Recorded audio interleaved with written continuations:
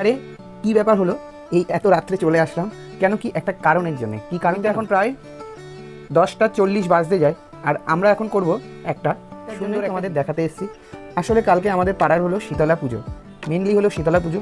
আর শীতলা পুজোতে তো আগের দিন সব রান্নাবান্না করতে হয়, তাই আর কি মা তো একটু বাইরে গেছে, আর আমিও সেই রান্নাবান্নাটা দেখছি আর কি।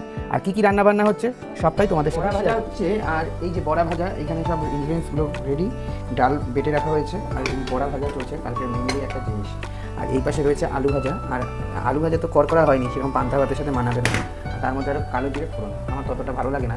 আর এই বড়া ভাজাগুলো ভালো মতন একটু রেডি করা হচ্ছে, করকরা যেন হয়। যা গরম পড়েছে, আর আজকে আমার পুরো একদম দফা শেষ এই গরমে, কারণ আমি গরমে একদমই সহ্য করতে পারি না। তার মধ্যে এখন রাত্রে পান্তা ভাত খাবো, সেই ব্যাপার একদম।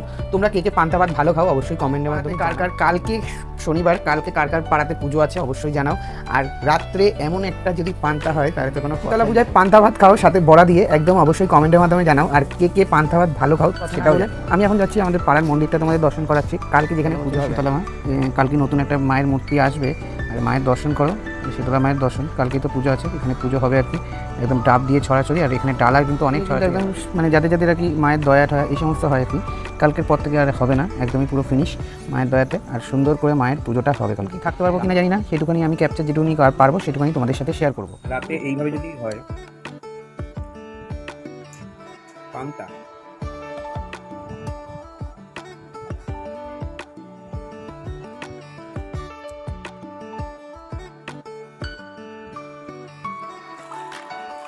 এইভাবে আজকের মতন এটুকুই। দেখা হচ্ছে অন্য কোনো ব্লগে। আজকের মতন টাটা, বাই।